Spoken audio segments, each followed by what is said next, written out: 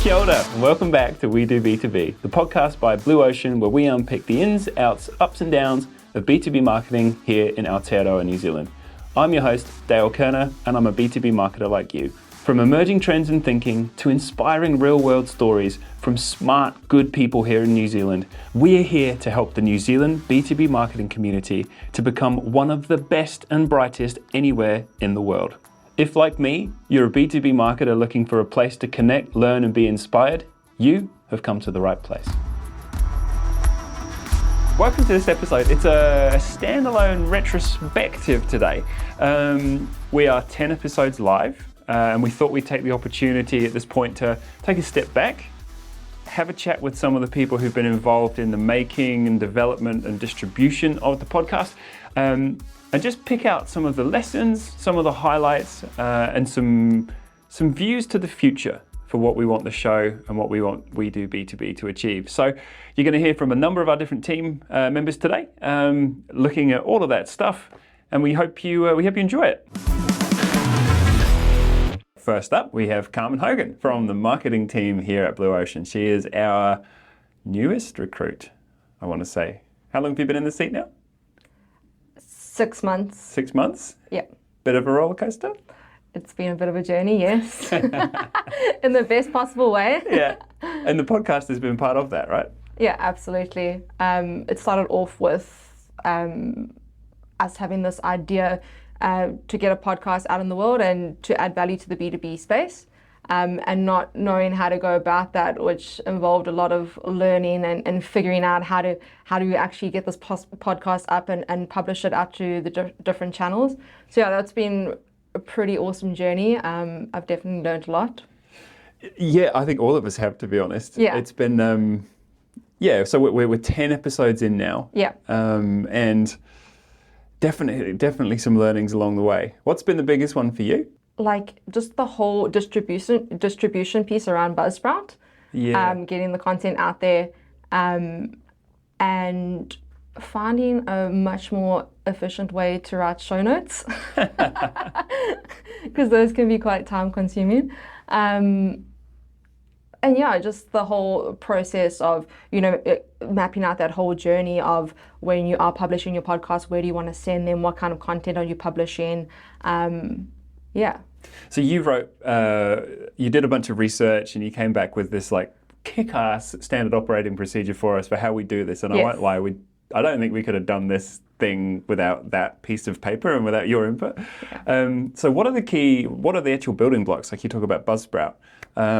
What are the distribution mechanisms that we use? What are the cadences that we work to? How does that whole piece come together? So a great place to start is with production, because if you don't have the content, you can't get anything out. And then you want to think about your post-production. So what's that going to look like, getting the message out on social media? What platforms are you going to play? What are your distribution channels? And then also where do you want to lead people? What are you trying to achieve? Are you wanting to own the space? What community or niche are you trying to add value into? And then there's that whole piece of guest outreach, and how that all comes into play. So yeah, there's lots of moving parts. There are. I love the guest outreach piece. Yeah. It's a really fun part of the process for me. Yeah. I always find it interesting as well to kind of see what people's observations are of it. You get some people who are they know it, they're aware of the show, and they're keen to contribute. Other people are they almost have imposter syndrome. They're like, yeah, why would you want to hear from me? Yeah. But it's great. We've had a fantastic range of guests, and let's actually have a look through some of those guests. So we've asked the question of what are the things that you've taken away from the first 10 episodes? What are the highlights? So if we just recap, we had building your commercial confidence with Henrik next door, trust, the currency of B2B with Roland Lehmans. I know that well. Yes, yeah. We had unclogging a constipated sales funnel with Lee Hunter, which to date is our most listened episode, I should say. Why the Fork are we doing a podcast with producer Louis? How to pitch a brand refresh with Shannon Bayliss. The big double D debate, differentiation and distinctiveness with yours truly. Scaling up B2B SaaS with Brandon Palmer from Henry. That was a great episode. Yeah. How to get the best out of your agency with Sobia Mughal from TradeMe. Driving growth in the New Zealand tech sector with Amanda Armstrong from Revenue Lab, and finally our most recent episode, which was putting some buzz in B2B with Viv Conway from Girls Get Off. And that's the episode that I want to talk about. Okay. Yeah. I really found the episode with Viv to be super inspiring, and how learnings from B2C can translate into B2B. Coming from a B2C background myself, it's always, B2B, the B2B camp has always been notoriously known to be a bit sterile and boring. And coming into a B2B marketing agency, it's been so awesome to be like, that is not true. It is super fun. It is super bold. This week we pitched a campaign idea that involved a roller coaster. Like, how can that be boring? And the client's logo in the middle of the word fuck. Yeah, exactly. So if I had to say one thing to B2B marketers, it would be to be more bold, don't play it safe, take more risks. And I think there's a lot that can be learned from Viv, especially I love what she said about how they think every day, how can there be more thumb stopping, how can there be more attention grabbing? And I think that relates a lot to, in the B2B camp, the concept around aiming for fame. So that episode was really, really great. I really enjoyed it. They've nailed that aim for fame piece. They really have. Yeah. And what I really liked from Viv in that conversation was the fact that they would take one piece of real world advertising, like they'd do something physical like the billboards that they had in the Mount, knowing full well that it would only reach a small fraction of the market, but the purpose of that was to create PR fodder. Stuff that could feed their social media channels, get them in the press, and they ended up doing. They were on the news for an interview about their whole business, and the cool thing about that was that they couldn't use the word vibrators on morning news, so they had to swap it with the word sandwiches, which was hilarious. But I just really like that conscious effort on, like you said, aiming for fame and going all out on that creative piece. Yeah. Exactly. Yeah. What do you listen to, just out of interest? What's your podcast? Do you have one that you go to? Yeah, I listened to a few podcasts like Shark Tank, Gary Vee for a while, and most recently I've been listening to, it's not really a podcast, but more of Brene Brown. Oh, that's the trust stuff, right? Yeah, the trust stuff. Which has been super useful in terms of personal growth and as well as growth within my professional career. Yeah. So check out that podcast, guys. That's awesome. We like looking back, we're 10 episodes in. We shot the first one just as a random ad hoc conversation with me and Lee, like literally on Louie's phone. Yeah. We're 10 episodes in, at the end of our kind of first, I suppose, year of like putting some effort behind this. What do you think we can do with it next year? What would you like to see it achieve next year? So many things.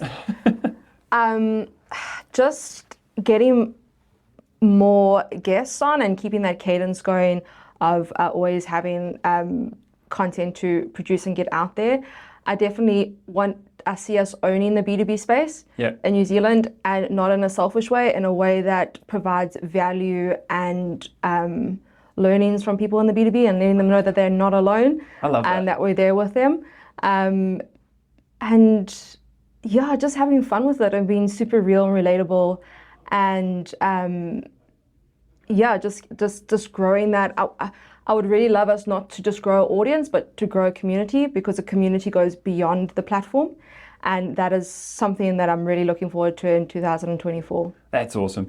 I know exactly what you mean. The more that we spend time in this B2B space, the more that you see that there's this group of people who are like, no one really gets us, but we want the world too. And that's cool. I mean, if we can be smack bang in the middle of that, then that's a great outcome for us, I think, and for the community as well, hopefully. So next up, Lee Hunter. Lee was the co-star of the very first pilot episode. So when we shot this, you were sitting there, I was sitting here, the wall was white. It was. We were using a phone. We did. But did you know you're still the most listened to episode on Spotify? That's awesome. Yeah. Unclogging a constipated sales funnel with Lee Hunter is the number one, the most listened to show. Do you get a trophy at the end? Who got number one? Yeah, I heard you get a bonus. A bonus? Yeah. Yeah, cool. So we're 10 episodes in. Wow. Let's take it. Yeah, it's been a journey, hey? 10. Yeah. 10 live, more to come. We've got 4 to be shot over the next 2 weeks, just to kick off for 2024. What are your takeaways? What have you observed? What were the highlights? I think the highlights being one of the first, it was so scary. It was mind-boggling, but we did it. And I think looking back, one of the coolest things was it was so practical. It was a question everybody was asking. Mm-hmm. In the environment we're in, everyone's like, we're filling the funnel, but nothing's coming out. What can we do? So offering practical insights into that, the first one was very, very cool. And I think learning about everybody's story and their journey since then has been incredible. Yeah, we've spoken to some really cool people. We have. Any standouts for you? They're also unique. I think my favorite is the first one with Roland about the trust. I think holds true. You can't not watch the Viv Conway one. And smile. It's so insightful. She was so honest. But I think, they're all quite unique. Even the Trade Me Jobs was so insightful in terms of a client's perspective on using an agency. Yeah. They all got value to add. I loved what Sobia said in that one about treating your agency like a member of your team, onboarding them like a member of your team. Yeah. And what was actually really cool was that having her then come and spoken on the podcast about that was that we then had a client come and join us where we were given the induction pack of the marketing chapter. I was like, it's really cool to actually see that play out. Practical takeaway from the one with Roland: never let a guest wear a turtleneck if you're using a lapel mic. Producer Louis will know all about what I'm saying there. Is it ever practical to wear a turtleneck? To be honest, forget about the podcast. It's just, there's a time and a place, I think. Or if you're Steve Jobs giving a keynote speech. Yeah. Our very own personal Steve Jobs. So 10 episodes in, I think we've had some great conversations. It's certainly, I think, put a lot of good dialogue out into the community, and started a lot of conversations for us as well. What do you want to see it achieve next year? I think the purpose of it holds true, that it's there to share people's journey and their insights. And I think as long as it stays on that track, I think it'll offer huge insights. As I mentioned to you earlier, I think each of them tell a story. And what I love about them is a normal story has a beginning, a middle, and end. None of these have an end, which means you can take it any part of the podcast and just evolve on it on your own experience. And your own journey. And I think that's what the coolest thing about it is. No one's gone, I started here and I did this really cool thing and then my business is finished. It never ends there. It's like, I'm here, but now I'm about to go there. And that's what's cool. There's always more to come. Yeah, I really like that perspective. And particularly the people that we've had each of them, they're standout people in their own space, but they're also, I think the thing that I've really enjoyed is just actually talking to really interesting people, good people who are happy to contribute the time, happy to share their thoughts. And I can't wait to come back, in 2 years' time, for example, and see how those journeys and see how those stories have continued to play out. That's going to be a really exciting part of this as well, is like getting to that stage and looking back and saying, 2 years ago, Brandon was here, or Amanda was talking about this, and now look what's happened. So let's look forward to that, hey? Absolutely. And I suppose equally in the market, with the podcast that we're putting out, people are going, I was actually wondering what the answer to that question, I was wondering what to do here. So making sure that it stays relevant is definitely going to be a huge piece in terms of what we do. And it's going to be an evolving set of challenges, and by leaning on the community and learning from what people are actually doing and how they're tackling those things, I think it's going to continue to add value to, hopefully, a lot of people. Yes, hopefully. Producer Louis is up next. Now, Louis has obviously been instrumental in this journey so far. He's been involved with every single one of our guests. He was there on the pilot, and he's here for the whole 9 yards. So let's hear from Louis. We're 10 episodes in. Can you believe it, hey? How does it feel, Producer Louis? Yeah, it's been a journey, mate. I remember sitting with you last year saying we need to start a podcast, and I knew you had it in the back of your mind to get something out because it had many different positives from it. Long-form content. Yep. Meeting other people, creating a community, and for myself as an editor and a filmmaker, It's been an interesting learning journey. And I've learned so much about B2B marketing, and we've had some wonderful guests. And the biggest thing for me has been how open people have been and receptive they have been to be able to come and talk about their part of the world, their markets, their lives, what it means to be a B2B marketer. And in a real and authentic way, right? Well, you see, I think that's the beauty about podcasting and filming the conversations, is that it's not necessarily around a dinner table or a lunch. It's actually quite focused. But there's so much experience there that it becomes a conversation, and it's knowledge that we want to share. We've had it's been great. Apart from that 8-hour drive to Auckland? Let's not go there, mate. And I don't think anyone will ever appreciate what that actually felt like, in the car. It's just, it was unbelievable. It was unbelievable. It was a pilgrimage. Unbelievable. You guys got very deep at one point. You and Shannon, you got pretty existential. And I'm sitting in traffic, just sitting there. I don't actually have that much of an opinion about whether my consciousness will live on, but I just want to get to the junction. It was a deep conversation. It certainly was. But maybe we need to talk about that at some stage with B2B marketing and what this all actually means in the bigger scheme of things. However, I do want to say a few things about the podcast and commend you as a host in terms of your growth and journey, in terms of putting yourself out there, because I've seen your growth from day one, and from the first podcast that we had with Lee when he spoke about unclogging your funnels, etc., which is, there's a whole other storyline there that I'm going to call it best title of the first 10 episodes. Well, 100%, and it's still the best downloaded episode. But I mean, from there, we've the knowledge dissemination is what I wanted. The gathering of people in the know and people not so in the know, being able to talk about a topic which I think is relevant to everybody out in the B2B world. And what Lee said earlier, and what you've also mentioned about, is how much people have actually learned from the different conversations that have been put out there. I'm gonna switch roles here and ask you, from a host perspective, what's your journey been? How have you found it? It's been a journey.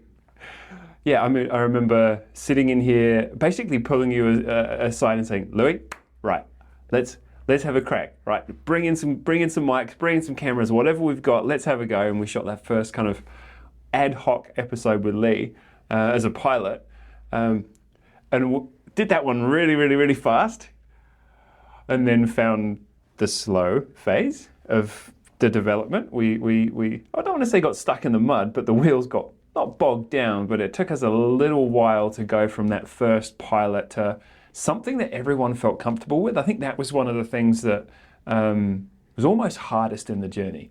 I put my B2B hat on here, and I put my sales and marketing hat from what I've learned is fail fast, learn, and iterate and carry on. Yeah. And that's what I think we did. We had to get something done. Yeah. And we did that, and we failed in certain regards, but we'd moved the needle. Yeah. So we learned from those mistakes and go, okay, cool, this is what we don't want, and this is what we want, and this is exactly what we've created now. Yeah. And it will evolve. I'm looking forward to it evolving. So again, I think the key takeaway there is take action. It's all very well to talk about it and hypothesize and pontificate and whatever, until you actually take action. It's been a huge part of my journey and my career, and I've noticed it with everyone. It's just take action, just start. And the thing is, you can't really fail if you think about it, because you can't, because the worst that could happen to you is you could die. No one's died in this process. One of the things that, like, from my journey that I really have struggled with, certainly through the first few rounds of episodes, and certainly the first ones with external guests, was trying to feel smart and trying to feel like I was putting this version of myself forward that did myself justice and put me on the same level as them. And what's been interesting is that there have been people on the show like Amanda, who's like next level. Man, she has achieved some things. We came back from that conversation with, what was the phrase? Treat them like an archaeologist. 100%. That was our takeaway from that, was for me as a little mantra, is like, don't try and pretend like you know all the ins and outs and can theorize. You don't have to. Just ask sometimes ignorant questions. Because what happens then, Dale, is that you're putting the questions in from the audience, because the audience is going, I don't know the answer to that, and he's asked that question. And I think that's the difficulty sometimes with you as the host in terms of the amount of experience and knowledge that you have, is that it's difficult for you to take a step back and ask those perceived ignorant questions. And there is no such thing, because every single one of the guests have come back with positive feedback in terms of their experience on the podcast. And that's what it should be. I do want to ask you a question though, just to go a little bit deeper in that, about, that feeling of like you feel inadequate. What is that about? Is that in terms of the guest sitting opposite you knowing more than you, or in an arena that you don't know anything about?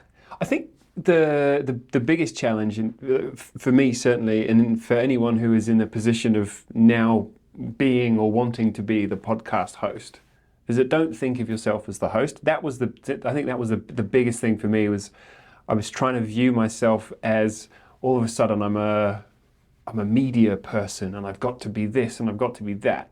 You've helped me enormously. I still say I still say like, I still say so. A lot less, working on it. But I think that was a big thing for me, was to actually just switch off, ignore all this stuff over here, the cameras and whatever else, and actually just try and be myself, rather than the media-ready version of myself, or trying to see myself as the host. Realistically, I'm just here to ask questions. I'm a curious guy. I like asking questions. I like having conversations. That's all I need to do. What's happening with the podcast in 2024? What can people look forward to? Where do you see this going?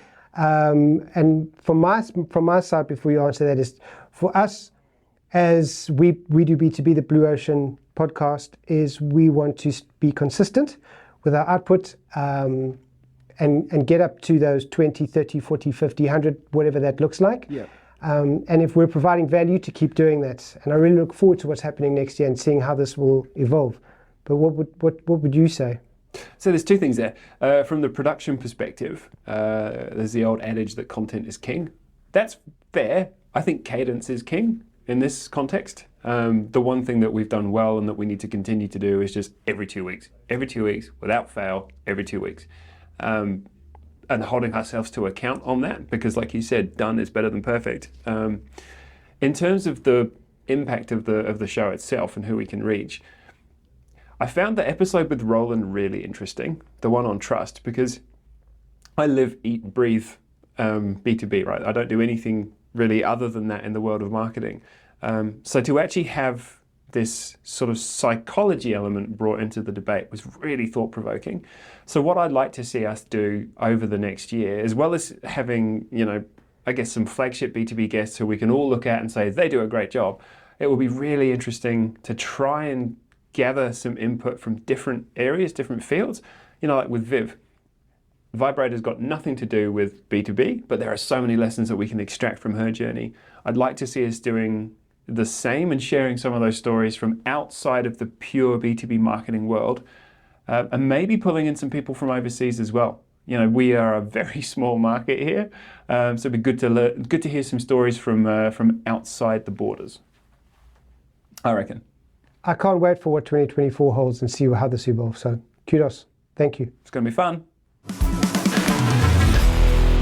And next to Henrik Island. So Henrik is our co-founder who started the business with Roland over 20 years ago. It's some really interesting things to share from a leadership perspective around what it took to actually put this podcast together. And equally, some rich insights around the value of vulnerability and sharing stories, what we can learn from each other, from sharing our own lessons and our own journey. So let's hear from Henrik. But what I did reflect on when I was on the podcast was actually I was quite cold. And it made me a little bit jittery, I think. Oh, your body temperature was cold? Yes, my body temperature was a bit cold. So I have to do another one where we'll have to stick the aircon up a little bit warmer for the next one. Yeah, where I could be more relaxed. Yeah. You did well. I mean, your episode was the first one that went public. Yours was the first one that went out to the market, first of now 10 that have been shared with the world. So it would be interesting to hear your thoughts, having watched the journey, been part of the journey. What have you taken away from the first 10 episodes of We Do B2B? Oh, I mean, being part of the business, I have so loved it. I love the conversations. And I must say what I particularly like is how relaxed they are. It just feels like a good old friend that comes in and we have a little talk about them and their life. And the way the setting, the impact it has on the people, that they relax and they open up and they share. And I think that's really what I get out of this. It's these are high caliber people that have experience and knowledge. They've had failures, they've had success, and they're sharing both. And I particularly like, the failures. The people you've had in is like, okay, that didn't go well. And I learned a lot from that. Because personally, that you get a lot more out of a failure than a success. 100%. A lot of the time when you have a success, you don't necessarily always know why it was you succeeded. But with a failure, you can usually pinpoint and say, okay, that made me fail or us fail. And they share that. And by listening to other people's success and failures, you can learn from that. So you can avoid those pitfalls and get there quicker. I really loved how open Amanda Armstrong was about that when she was talking about leadership and how she thought she was a good leader until she came across someone or something that really represented good leadership, and how she's like, wow, I've missed the mark. I had so much respect for her actually talking about that. Yes, and I think you managed as a host to make them relax and vulnerable and open up. I love that. And just the takeaway that these are successful people that are vulnerable and admits, they were wrong, they did the wrong way. And also just, I don't know if I was confident enough to do that, but I did it. And it's like, okay, but because I think we need more of that in New Zealand as a whole. We need to believe more in ourselves and take chances and just go for it. I had a conversation with someone from the University of Waikato the other day, and they were talking about the whole concept of tall poppy syndrome in New Zealand, and he had a really interesting take that it's not like tall poppy syndrome. His analogy was watching people in business in New Zealand is like watching a bucket full of crabs, and ever so often one of them starts to put their claw out, and they start clawing their way out, and then the rest of them just grab and pull it back into the bucket. Oh, wow. Yeah, that's true. Yeah. So I think if we can help more crabs make it out of the bucket, then that would be great. But certainly sharing some of those stories is it's been very rewarding for me. Certainly, getting to talk to some of the people that we have. I've been so grateful that people have given us the time and been so open to actually sharing some of their journey and some of their story. It makes me happy on a personal level that you, as our COO, you come from you're a very strong marketer, but you also come from a background of finance. I think of you as being a very cerebral person, and the fact that you've enjoyed the podcast for me is like a great badge of honor, because if I can and we can produce content that's enriching your drive to Auckland, we're winning. Oh, every single one of those podcasts I've loved listening to, and I've listened to them more than once, each of them. And I'm probably your biggest fan. I was going to say we went through the Spotify Unwrapped report yesterday. So for 20 people, we were in their top 10. For 16, we were in their top 5. And for 6 people, we were the number 1 podcast. I'm guessing I'm one. I'm guessing you're the other. I am. Yes, definitely. Your number 1 podcast is the Blue Ocean B2B Agency podcast. It's every episode is worth listening to. Which has been your favorite? What's been the standout episode for you, or the standout moments from the first 10? There's so many to choose from. To be honest, I love the diversity and the spectrum from Henry. I really got a lot of Henry, partly because it's a software as a service, and I just loved, with my accounting background as well, how they just really paved the way for a new way of doing accounts and helping independent contractors to overcome an obvious struggle, and the journey they had was great to listening to. And they've innovated even more since then. They've got their own credit cards now, so everything gets automatically expensed. It's a fantastic journey to have watched.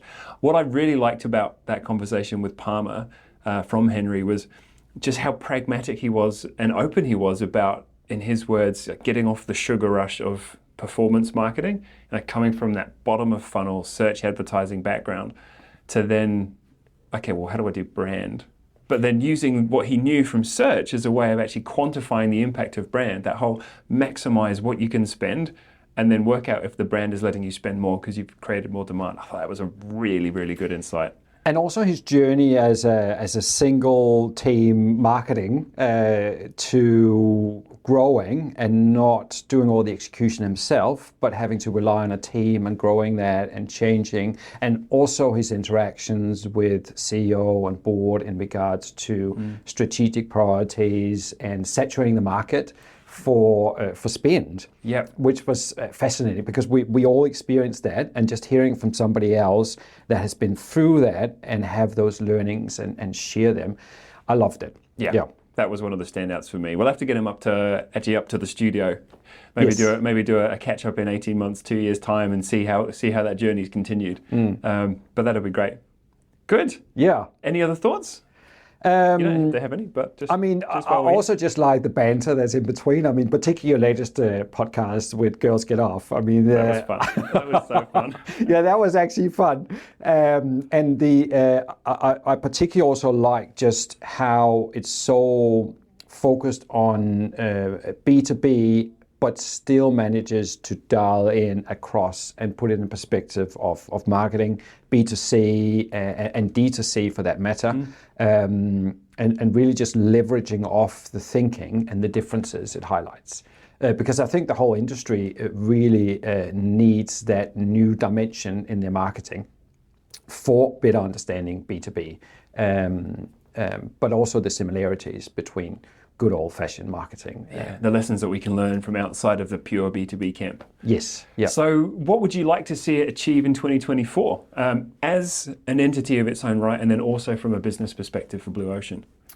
So as a personal fan, I would just love more episodes. I love it. Cool. I feel like I get to know these people and that enriches me. Great. So I'm biggest fan. I will continue to be that.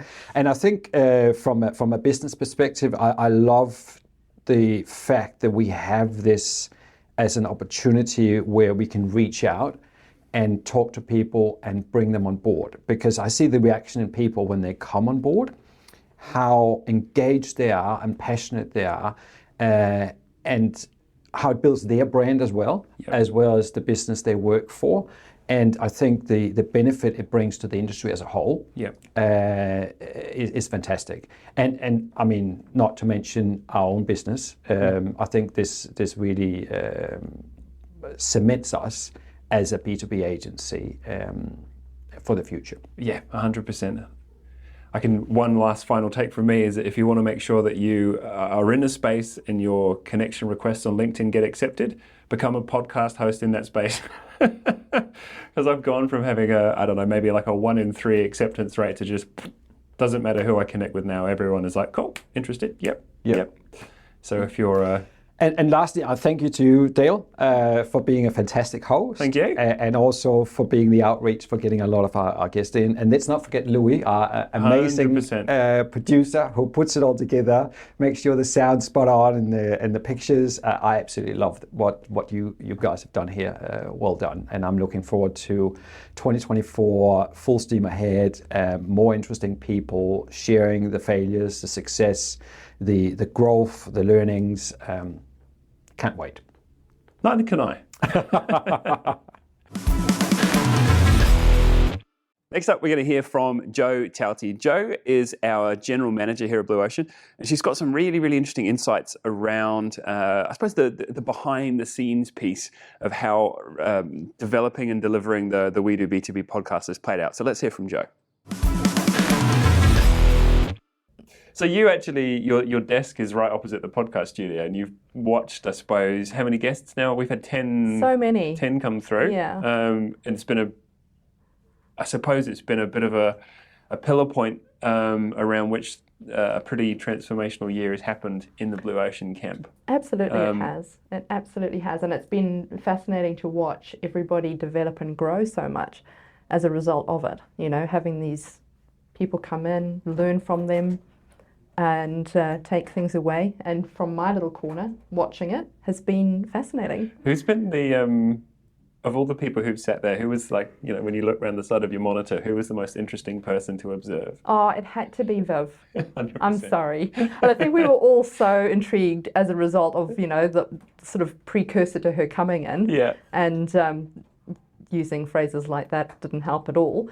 And we all kind of got in the spirit of it, so to speak. And it was great fun. It was an enormous amount of fun. But actually, she's an enormously inspiring, incredible woman. Yeah, absolutely, and so friendly, and it was great. It was lovely to watch, and of course, we were all observing in one way, shape, or form from the outside of the office. To be fair. I have this image in my head of everyone kind of looking through the glass and thinking, what are they talking about? Yeah, it was pretty much like that. And then every now and then we heard giggles, and that sort of thing. So, cool. Sobia was also awesome.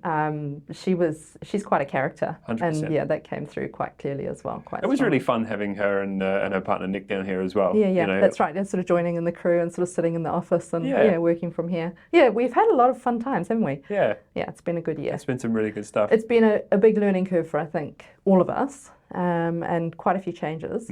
But they are good and positive, and I think anything worth doing comes with a little bit of pain.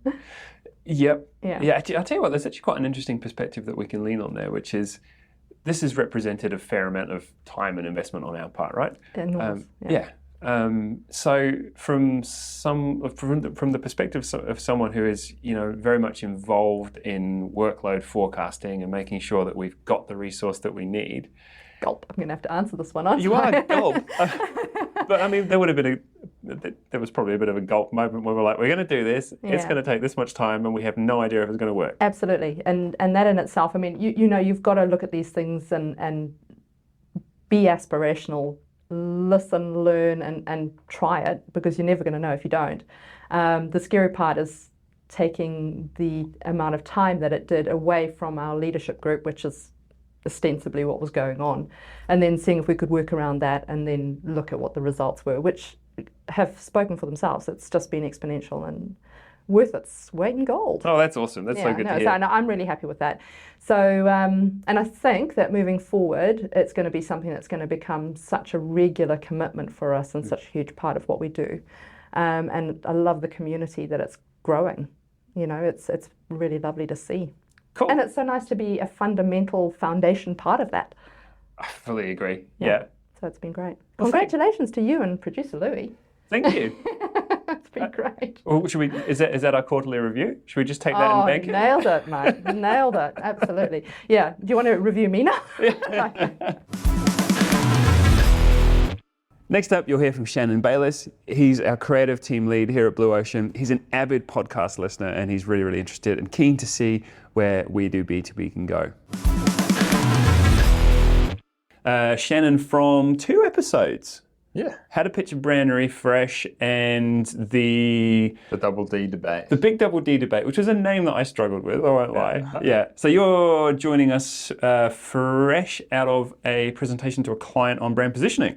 Yes. Yeah? Yeah. How did that go? Oh, it was awesome. Awesome to take the client through their thinking and get their feedback along the way. It's very much a collaborative process. Yeah.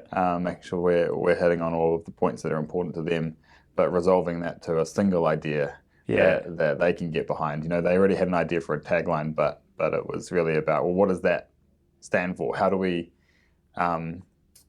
implement that? How do we execute that going forward? And breathe meaning to it. Breathe meaning to it, yeah. So, that was really fun. And then we explored some design ideas off the back of that. So it sounds like a fun morning. It's always good to, not just present, oh, hey, here's my one idea. I hope you like it, with no background context or anything. It's good to sort of take them on that journey. The client appreciates it, and it sort of comes and nerves a bit. There's not so much writing on one client presentation. Yeah. It's always that presenting the one thing is always terrifying, particularly when it's a client that you're excited about. Yeah. It feels like do they think I'm cool? Yeah. Which we had earlier on in the week. Yeah. So yeah, you were part of 2 episodes. You were a pretty pivotal part of developing, I suppose, the tone and the look and feel and everything else that went around We Do B2B. So 10 episodes in, looking backwards, what are your takeaways? Any highlights from the first 10? Any learnings? It's so exciting to see the level and the caliber of guests that you've managed to bring on. So that's really exciting. That makes me very proud to be part of Blue Ocean and to be backing the We Do B2B podcast, and it makes me proud to actually just share it and talk about it. You know, it was quite exciting, your discussion with Viv Conway about Girls Get Off, and I mean the key takeaway I got from that was when you can't necessarily talk about your thing in the public domain like Facebook or and you can't advertise on the normal channels because of whatever reason, and we've got a couple of clients like that. Yes, yeah, we do actually, yeah. Aiming for fame and trying to get some press and media out of it is such an interesting goal, and one that sort of breaks the mold a little bit. You've got my thoughts whirring now, because there is one client in particular who there's one word that as soon as we mentioned it, the ad account almost gets shut down there and then. Yeah. I wonder how we could aim for fame in that context. It's an interesting one. How about other episodes? Any other takeaways? It was interesting. It was a bit of a drinking from a HiFo's moment. I think your discussion with Sobia. From Trade Me, she had a lot to say. It was a very fast-paced conversation. You were talking about how to work with agencies and how to get the best out of that partnership. And but I thought it was interesting how she saw herself as a connector of departments. Yeah, you know, between the customer and her team. And you broke the fourth wall and just said, everybody listening, I just want to make sure everybody knows that you should do that as a way to progress your career. Yeah, that was such a good insight from Sobia actually, and now that you've flagged that, it was a real standout comment, because I mean there are so many different areas that the marketing skill set gets to touch, and that was a really she put it really articulately and in that kind of classic energetic Sobia way as well, which was that was a really good moment. Yeah. Any others? Any other kind of lessons? Well, I mean, as an agency, right?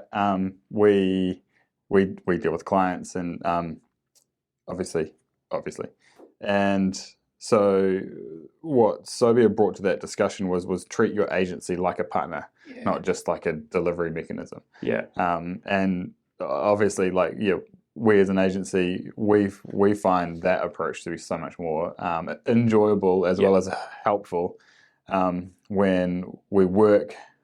We learn how the client works, and we can teach them how we work, and then we get a synergy going. Yeah. That has rang true for the entire time I've been here. 100%. We actually Lee flagged that point as well, and what was I think really rewarding for me in that conversation was that Sobia was talking about this concept of inducting your agency like a member of staff, and then the week after we shot the podcast with her, we were onboarding a new client, and their approach was to onboard us, induct us into their sales and marketing chapter, and we actually got the employee induction pack and everything else like that. That really reinforced that, I suppose, that message, because we're all over the moon with something like that. You just feel so welcome. So that was a really good takeaway for me as well. Yeah. What do you see the show achieving in 2024? Yeah, I'm excited about seeing who else is in the ocean, so to speak. You know, who are the like you say, in B2B, it's a little bit of a hidden treasure trove of brilliant people who may be complete experts and have complete fame in the industry, but nobody knows about them. Yeah. And you talked about that with Sobia, FMCG gets a lot of interest, a lot of hype. Everybody knows, oh, you worked on that. Oh, God, wow. But as soon as you talk about, you might work on a client that distributes lawnmower blades. They might be the best in the world, and they might be doing a killer job leading the market, but nobody knows about it. So, but those are the people who we can learn from. And I think that's a really, that's definitely a part of it that excites me as well. So when you talk to someone, like Sobi or any of the guests that we've had, or to be honest, really anyone in B2B, there's so many interesting things to learn about them, about their industry. We've been working with people this year who are absolute world leaders in a market that doesn't exist here. And outside of the four walls of New Zealand, so to speak, they're like rock stars in the USA. Yeah. Everyone in their industry knows them, but the people in the office next door to them here would not have a clue. So if we can share some of those stories, I think it's really inspiring to be able to actually see that there are these hidden gems, so to speak, not just the businesses, but the people themselves as well. So I'd love to see more of that next year. Yeah. That'd be great. Yeah, a good way to celebrate the industry. And it was also really awesome to be at the Marketing Association event, which you were on the panel for, and just seeing that community. I think it's like those are the people we want on the podcast. So it's cool to kind of be a part of that community and see it grow and see it sharing knowledge. And what was really interesting for me at that event was that was a trigger event for me, 18 months ago, just over a year ago, like going to that first one in November 2022 as a B2B agency and walking into a room and being like, holy shit, I found my tribe. And then to come back a year later, having been involved in We Do B2B and actually feel like a member of that community. Yeah. That was awesome. That was a real highlight for me. Yeah. Well done. You've really pushed hard to position Blue Ocean into that B2B space and claim it, but you live and breathe it, and you get all of us excited about it, which is just speaks volumes about who you are as a member of staff here, but also a leader within our team. No, that's awesome. Thank you. Sorry, I'm doing that for the camera. No, I really appreciate that. That's great. Next up, we have Shane Jackson. He is one of our digital marketing, I don't even know how to describe you, Shane, because you do so many different things. Digital marketing, project management, whiz bang everything. Launch pilot. Launch pilot, I like. Yeah, that's a good description. And ironically, the guy who brought me on board 6 years ago. Yes, it was. It was. Yes. It's been, to use your phrase, bloody marvellous. Yeah, doesn't time fly. Yeah, it does. So we're 10 episodes in to We Do B2B. Just wanted to kind of hear from the team if you've got any standout moments, anything that you've taken away from the process, any kind of any takeaways. I've really enjoyed seeing the people coming through that we've got on the podcast. It's fantastic to see them here and talking about their work. Just really inspiring stuff. Love the podcast. So I think it's going great. Oh, that's awesome.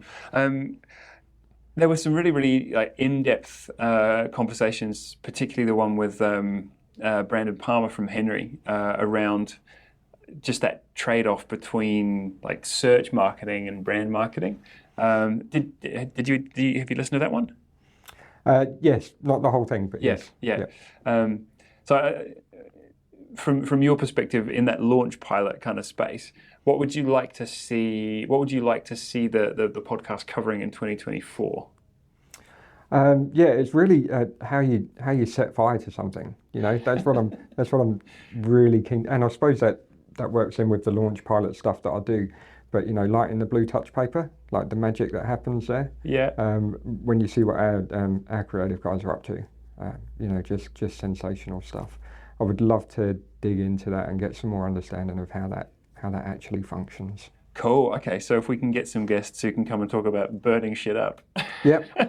Absolutely. Fantastic.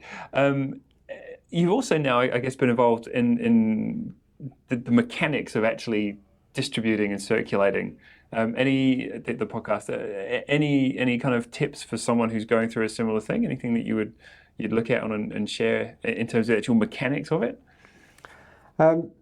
We're using third-party tools, Yeah. which is great, because if you had to go out there and upload it to every platform, you'd be spending a whole week doing that just on one. So paying a little bit to get that stuff happening for you. I love automation, and it's not because I'm lazy. I just think you can spend your time doing better things than repetitively doing tasks. So yeah, get that automation in place. That would be my number one Takeaway. recommendation. Yeah. Oh, fantastic. Roland Leemans now, our CEO here, to join in the conversation and weigh in on the retrospective of 10 episodes of We Do B2B and looking forward to the future of what comes next. So thank you, Roland. You were our guest on, I want to say, episode number 4, Building Trust. Yeah. Great episode, really good episode. The one thing that we took away from that from a production perspective is don't invite guests wearing turtlenecks when you're using lapel mics. But it was a great episode, and certainly one of the ones that came a little bit out of left field in terms of it brought perspectives in from outside the pure B2B camp. So I really enjoyed that. But what have been the standouts for you through the first 10 episodes? I think that each episode had something to bring to not just marketers, but business leaders. I think that for me, looking back is the sharing, is how people are so willing to share their experience so that they can help the community. That's been really humbling, actually. To have some of those conversations with people who are, giants of their own space.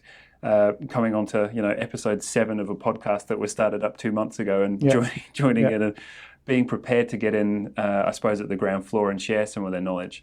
It's something that you're obviously quite passionate about, and certainly from our own perspective, there's a purpose behind this. What are your thoughts, and can you share some insights on that and how this whole thing fits?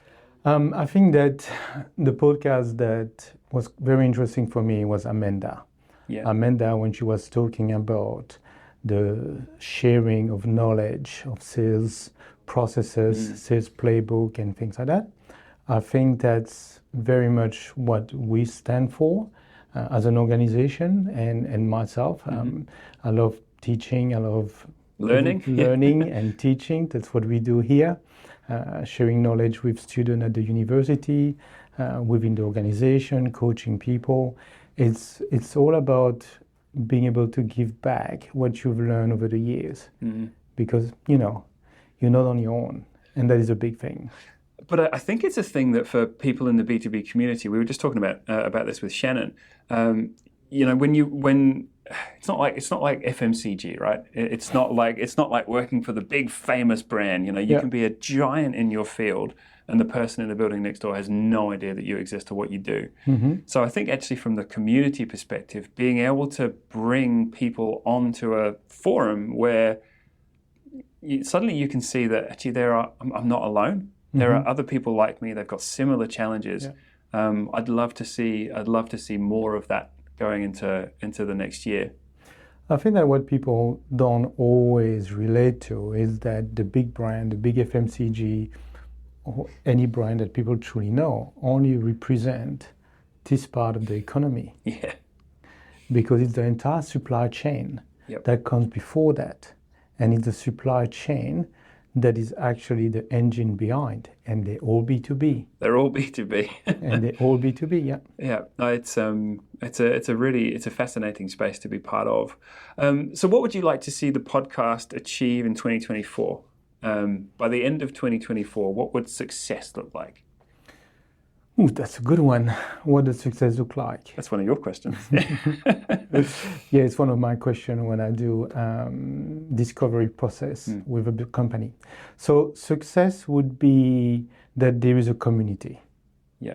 And that community support each other. And I'm not talking about the linking group, or I'm talking about real, genuine, I've got time to give to other businesses that might be either struggling or other people within or community that actually need new ideas. It's something that we tried to do during COVID. During COVID, we had a lot of time at Blue Ocean, and what we decided to do is to create that community, and that's probably one of the outcomes. This podcast is one of the outcomes of that time where people were struggling, and we had plenty of time to give. And I think that if we can, in New Zealand, get beyond the simplicity of I will do it myself, and that you can work as a team of people that are supporting each other and creating that community, I think that would be success for me. That would be worth every penny of the investment in this. So to lift one of our clients' taglines as a response to that, challenge accepted.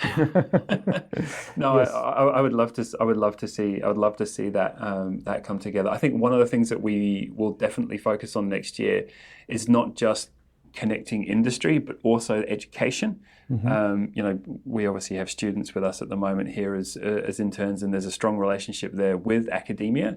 But what we've seen recently is a real appetite from the academic world to engage with industry in order to actually output and groom, I suppose, much more market-ready students. So I'd love to see that happen. I'd love to see more of that.